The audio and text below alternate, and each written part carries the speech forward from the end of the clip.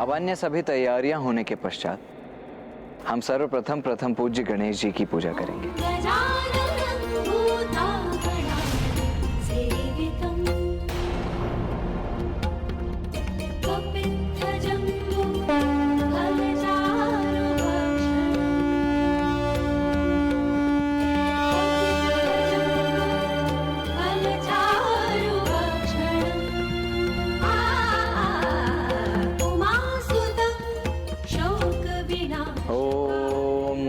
गणपतये नमः। ओम गणपतये नमः। ओम गणपतये नमः। ओम गणपतये नमः। ओम गणपतये नमः।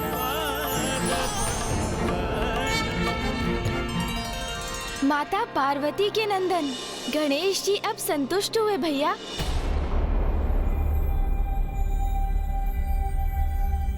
गणेश जी संतुष्ट हो गए? ये आपको कैसे ज्ञात हुआ? बस ज्ञात हो गया मुझे। माता के साथ नवग्रह और षोडश मातृकाओं की भी पूजा की जाती है, किंतु सर्वप्रथम माता आदि शक्ति की स्वरूप माने जाने वाली कुमारी कन्याओं का भी पूजन अनिवार्य है।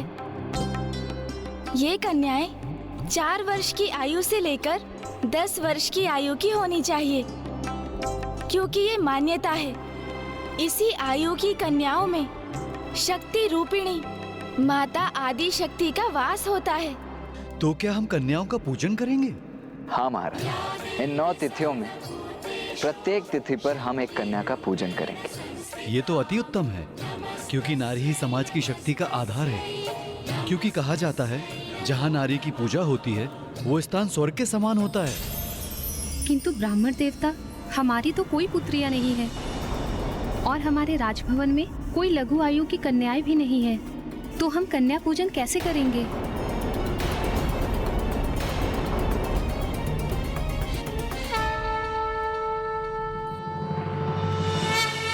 माता, हमें आशीर्वाद दीजिए कि हम नवरात्रि की प्रथम तिथि पर किशोरी पूजन करने में समर्थ हों।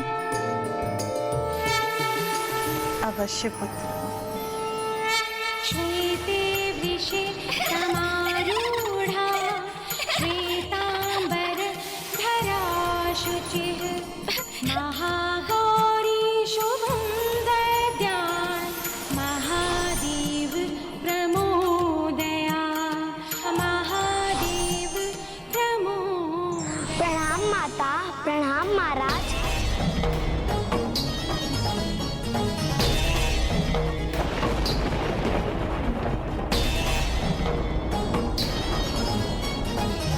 प्रणाम ब्राह्मण देवगण। प्रणाम माता।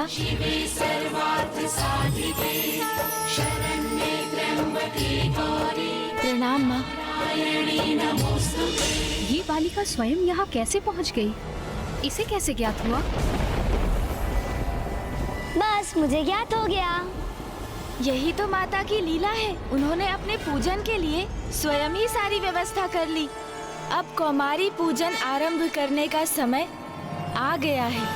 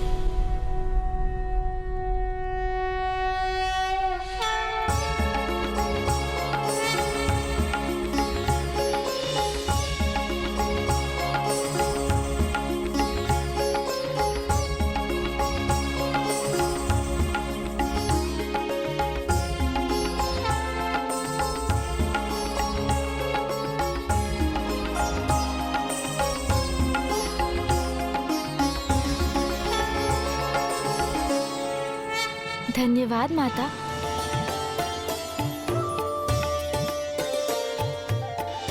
गुणेश जी, नवरात्रि की प्रथम तिथि पर अब मैं माता के 9 रूपों की कथा सुनने के लिए अति उत्सुक हो रहा हूँ।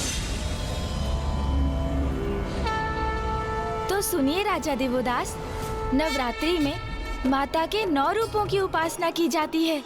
प्रत्येक दिवस माँ की ही एक स्वरूप की पूजा की जाती है, जिन्हें हम माँ शैलपुत्री, ब्रह्मचारिणी, चंद्रघंटा, कुष्मांडा, स्कंद माता, कात्यायनी, काल रात्रि, महागौरी और सिद्धिदात्री के नामों से जानते हैं।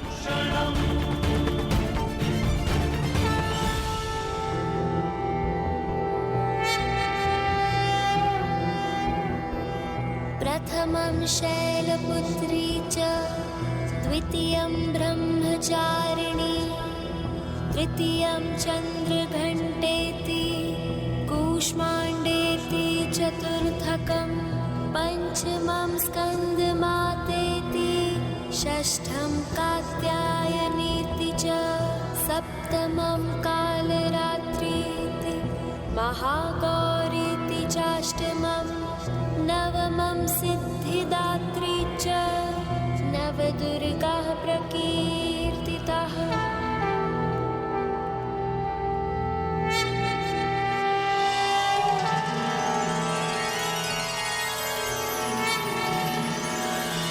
आज नवरात्रि के प्रथम दिवस पर हम माँ के शैलपुत्री स्वरूप का पूजन करेंगे और उनकी कथा भी सुनेंगे। अवश्य ब्राह्मण देवता, किंतु उसके पूर्व ये भी बताने की कृपा करें कि माँ किसकी प्रतीक हैं? अति उत्तम प्रश्न किया है आपने महाराज दिवोदास। माँ तो वो शक्ति है, प्रकृति है, जिन्होंने महादेव के संयोग से इस संसार को जन्म दिया है।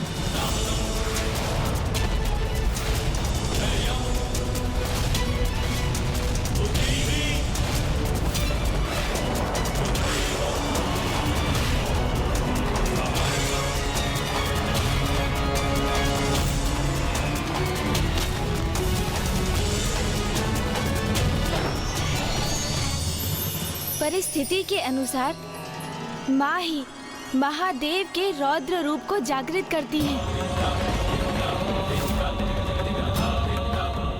और फिर वो ही उनको उनके रौद्र रूप से शिव में परिवर्तित करती हैं।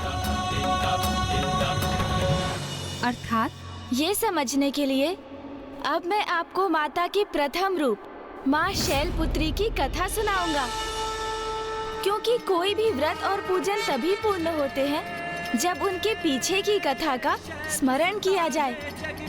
क्योंकि अब हम नवरात्रि में हैं, माँ के 9 रूपों की पूजा कर रहे हैं, तो हमें ये ज्ञात करना अति आवश्यक होगा कि माँ के 9 रूपों में प्रथम रूप माँ शैलपुत्री का आविर्भाव कैसे हुआ। तो ये कथा तब आरंभ हुई जब माता प्रजापति दक्ष की पुत्री थी और वो देवी सती रूप में प्रकट भी हुई थी और वो महादेव की पत्नी भी बनी थी।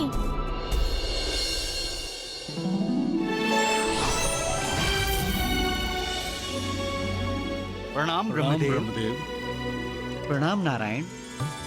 मैं भृगु ऋषि संपूर्ण सभा की ओर से करबद्ध हो आपका स्वागत करता हूँ।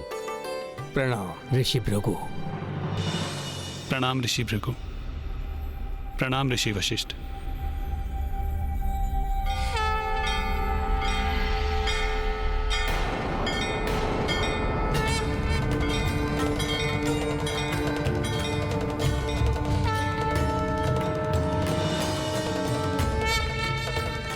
मैं तो मना रहा था कि महादेव यहाँ ना आए, किंतु उसके विपरीत हो गया।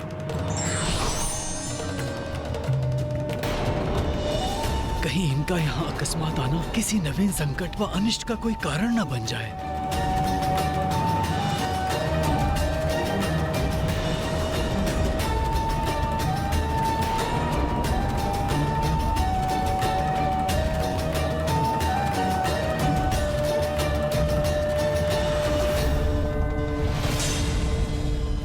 महादेव के साक्षात दर्शन पाकर हम तो धन्य हो गए। ऋषि वशिष्ठ, आपने हमें इस विशिष्ट ज्ञान सभा में आमंत्रित किया, ये तो हमारे लिए बहुत सम्मान की बात है।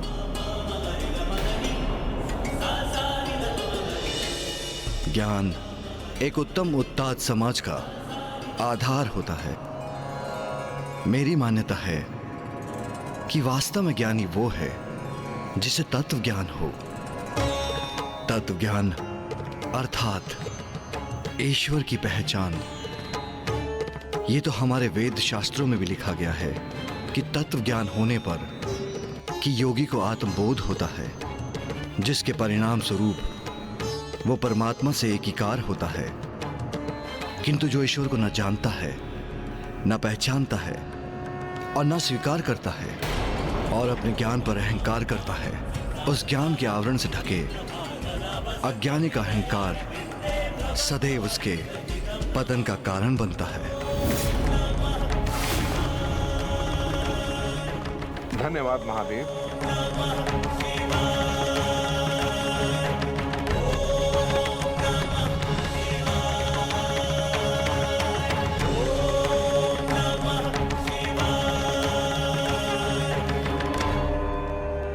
महादेव ने आज की सभा का विषय तो निर्धारित कर ही दिया है, और वो है तत्व ज्ञान। ब्रह्मदेव, आप भी इस पे प्रकाश डालने की कृपा करें। प्रजापति दक्ष, जिन्हें ब्रह्मदेव ने ब्रह्मांड के अधिपति के पद पर स्थापित किया है, पधार रहे हैं।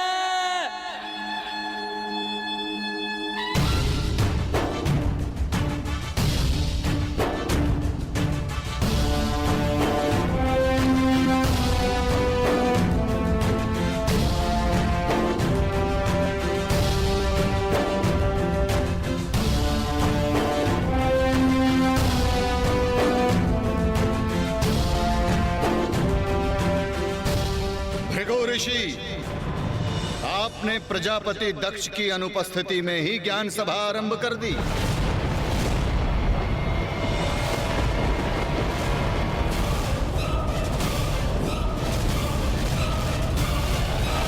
भूलवश आपने मुझे इस ज्ञान सभा में आमंत्रित कर दिया, जहां मुझे नहीं आना चाहिए था। ऋषिवर, ये क्या कह रहे हैं प्रजापति दक्ष? उचित ही कह रहा हूं ऋषिवर। जहां अघोरी और गण उपस्थित हों, वहां ज्ञान साधना कैसी? ये आप क्या कह रहे हैं प्रजापति दक्ष? महादेव तो ज्ञान और प्रकाश की प्रकाष्ठा है। अच्छा ऋषि वशिष्ठ, यदि ये इतने ही बड़े ज्ञानी हैं, तो इन्हें यह भी ज्ञात होना चाहिए कि जब प्रजापति दक्ष ने यहां प्रवेश किया तो इन्हें खड़े होकर उनका अभिनंदन करना चाहिए, परंतु ये अपने स्थान से खड़े भी नहीं है।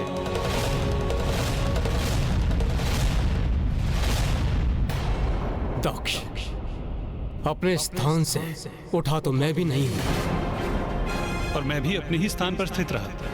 ब्रह्मदेव, आप मेरे पिताश्री हैं।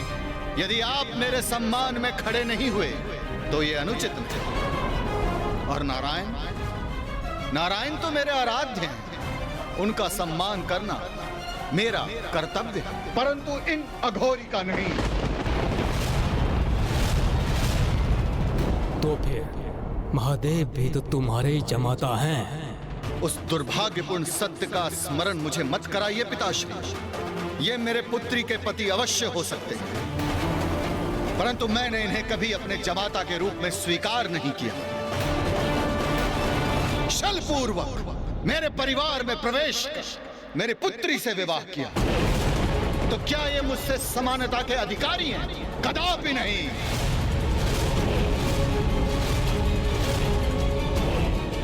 इस सभा में सम्मानित अतिथियों ने, ब्राह्मणों ने, देवताओं ने, ऋषि मुनियों ने मस्तक झुकाकर मेरा अभिनंदन किया, परंतु ये भूतों, पिशाचों और प्रेतों से घिरे रहने वाला अपने स्थान पर स्थित रहा, और तो और अपने नेत्र बंद कर ध्यान करने का ऐसा ढोंग कर रहे हैं जैसे इनसे बड़ा ईश्वर पूरे संसार में कोई ना हो।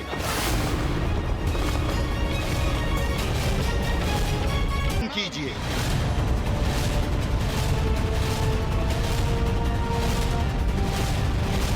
मेरी पुत्री से विवाह किया, इसका अर्थ यह नहीं कि आपको मैं कोई विशेष अधिकार दूंगा। शमशान में निवास करने वाले इन निर्लज को मेरे समक्ष स्थान ग्रहण कर स्थित रहने में लज्जा नहीं आती? प्रजापति होने के नाते मुझे इन्हें इनकी इस उदंडता का दंड तो अवश्य देना होगा।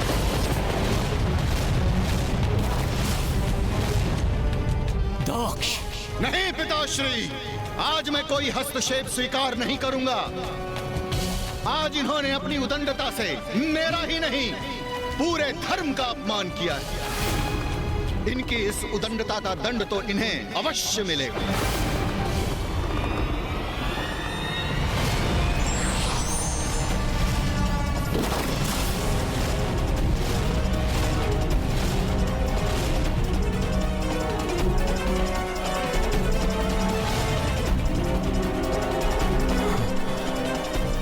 ये श्राप के भागी हैं। मैं इन कुलहीन, कुसंस्कारी, दुष्ट प्रवृत्तिधारी शमशान में निवास करने वाले को श्राप देता हूँ। देवताओं के साथ प्राप्त होने वाले यज्ञ के भविष्य के भाग से भी ये वंचित रहेंगे। प्राप्त होने वाले यज्ञ के भविष्य के भाग से भी ये वंचित रहेंगे।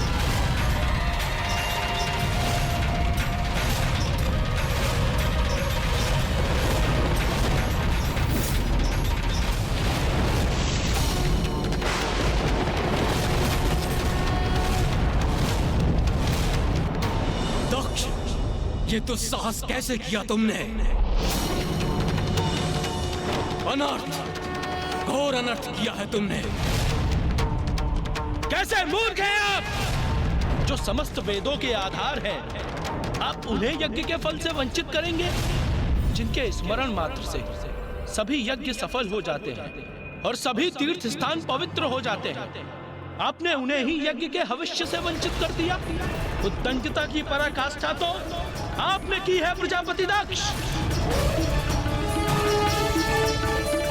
क्षमा कीजिएगा ब्रह्मदेव, किंतु आपने किस मूर्ख अज्ञानी को प्रजापति के पद पर स्थित कर दिया, जिन्हें शिव का, उनकी महिमा का परिचय ही नहीं है। बस! घृणा है मुझे उस स्थान से और उस स्थान पर जाने से जहां तुम्हारे अन्यगण और तुम्हारा यह अघोरी स्वामी उपस्थित हो। जैसे स्वामी है वैसे ही उसके गण अभद्र, असभ्य, अहंकारी हैं। जाओ, मैं तुम सभी को श्राप देता हूं।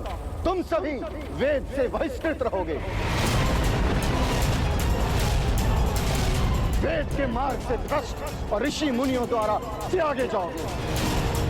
तुम सभी हड्डियों का आभूषण धारण कर मदिरा पान में व्यस्त रहो। ये सभी गणों को मेरा श्राप है।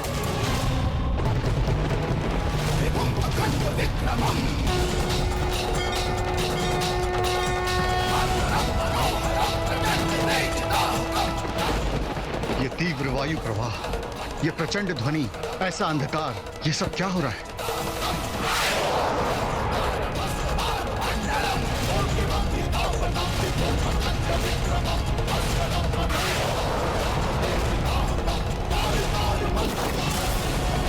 तो क्या इसी मध्य माता शैलपुत्री आ गई गणेश जी? प्रजापति दक्ष और महादेव के मध्य जो कुछ भी घटित हुआ वो सब माँ की ही लीला थी और उसी लीला के परिणाम स्वरूप आगे चलकर होने वाला था माता देवी सती का पुनर्जन्म।